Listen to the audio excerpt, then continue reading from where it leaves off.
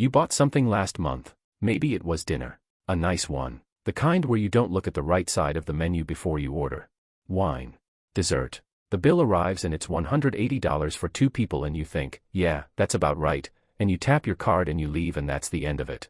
Except it isn't. That $180 dinner didn't cost $180. It cost $2,520. Not because you were overcharged. Not because you made a financial mistake in any conventional sense. Because $180 not invested at 25 is $2,520 at 65. At 7% average annual return over 40 years, every dollar you spend today costs you $14 of future wealth. 14. The receipt is lying to you. Not maliciously. The receipt shows you what you paid. It does not show you what you gave up. It does not show you the compounded future value of the money that left your account. It does not show you the real price. This video shows you the real price. Not to make you feel guilty. Not to tell you to stop living your life, but because nobody has ever shown you the actual cost of the way you spend money. And once you see it, the way you make decisions changes permanently. Not all decisions. Not every purchase, but the ones that matter. The ones that are costing you not $1,000 but $14,000. Not $180 but $2,520. The ones where knowing the real price would have changed what you chose. Before the receipts. The math. You spend $1,000 today instead of investing it. At 7% average annual return, the historical average of a broad market index fund, that $1,000 grows as follows. In 10 years, $1,967. In 20 years, $3,870. In 30 years, $7,612. In 40 years, $14,974. Every dollar you spend today has a shadow price. A price that exists in the future. A price that compounds silently every year from the moment the money leaves your account. At 25 years old with 40 years of compounding ahead, the shadow price multiplier is approximately 14. At 30 years old with 35 years ahead, the multiplier is approximately 10. At 35 years old with 30 years ahead, the multiplier is approximately 7.6. At 40 years old with 25 years ahead, the multiplier is approximately 5.4. Every year you wait to invest, the multiplier shrinks. Every year the money sits undeployed, you are paying the shadow price without receiving anything in return. This is not a lecture about frugality. This is arithmetic. The receipt shows you the face price. The shadow price is what you're actually paying. And most people go their entire lives without ever calculating it once. You needed a car. That part is true. You needed reliable transportation. That is a legitimate need and a legitimate expense. The car you were looking at, the base model, was $28,000. It would have done everything you needed. It would have gotten you to work, to the grocery store, to your parents' house for the holidays. You chose the next trim level, $34,000. The difference was $6,000. Heated seats, a slightly nicer infotainment screen, a badge that felt marginally better in the parking lot. The face price of that upgrade, $6,000. The shadow price of that $6,000 at age 28 with 37 years of compounding ahead. $6,000 times 11.4 equals $68,400. You paid $68,400 for heated seats. Not in cash. Not all at once. In foregone compound growth spread across the next 4 decades in amounts so small you will never feel them individually. But the math does not care whether you feel it. The math just runs. The new phone comes out. Your current phone works. It is 2 years old. The screen is fine. The camera is fine. Everything is fine. But the new one has a better camera and a cleaner interface and everyone is getting it and your current one is starting to feel slightly embarrassing in a way that is difficult to articulate but completely real. The upgrade costs $400 after trade-in. You do it every 2 years. Over a 20-year period that is 10 upgrades.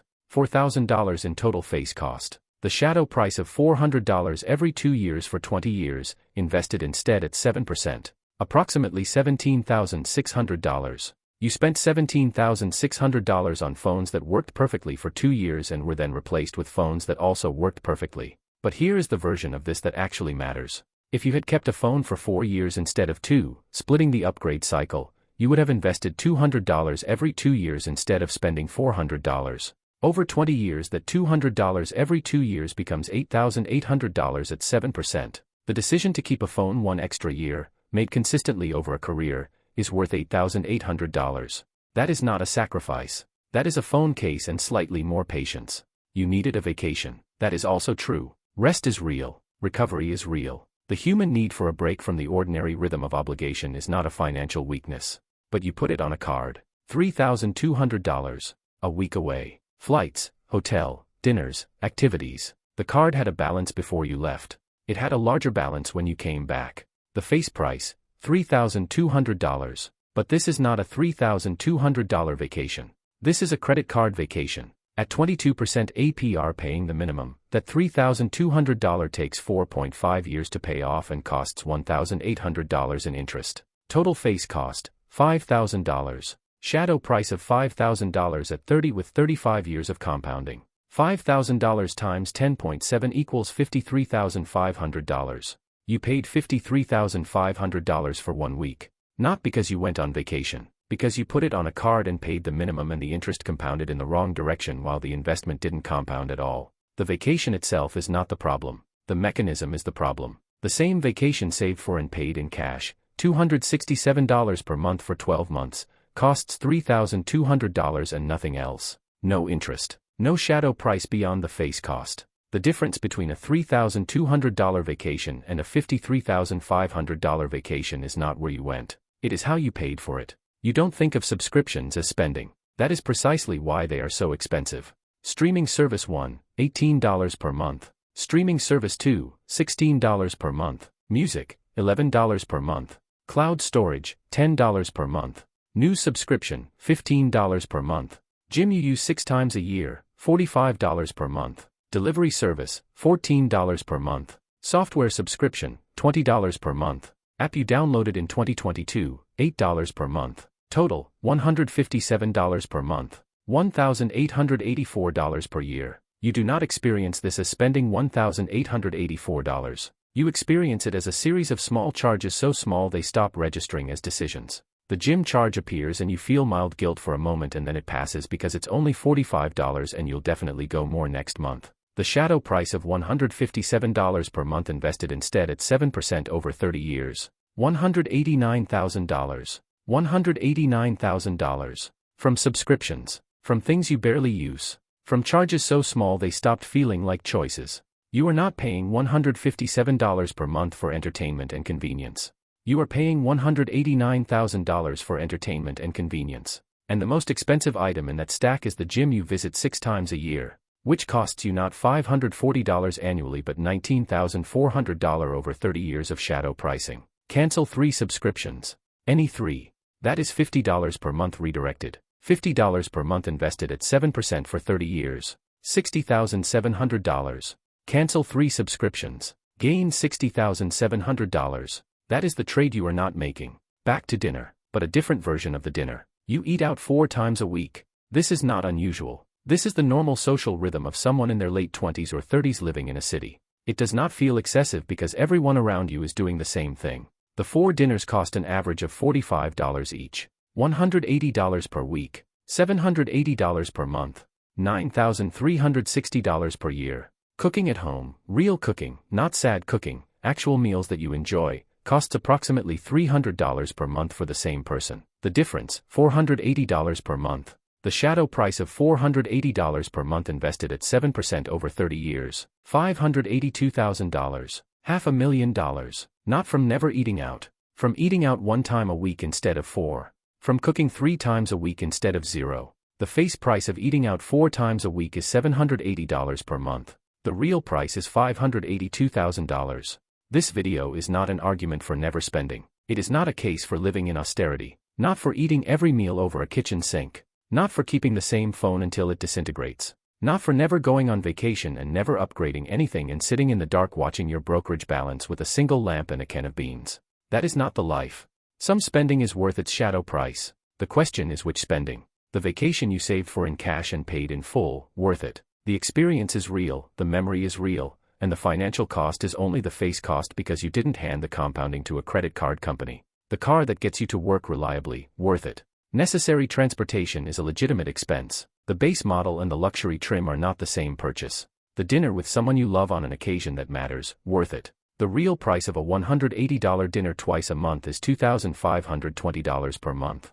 Not $360, but twice a month, for a meal that genuinely matters, on an evening that will be remembered. That is a price you might rationally choose to pay. The gym membership you actually use 5 times a week, worth it. The gym membership you use 6 times a year is a $19,400 shadow price for 6 workouts. The distinction is not between spending and not spending. The distinction is between conscious spending and unconscious spending, between the purchase you chose with full awareness of its real price and the purchase that happened to you while you were living your life and not paying attention. The subscription stack doesn't feel like a choice.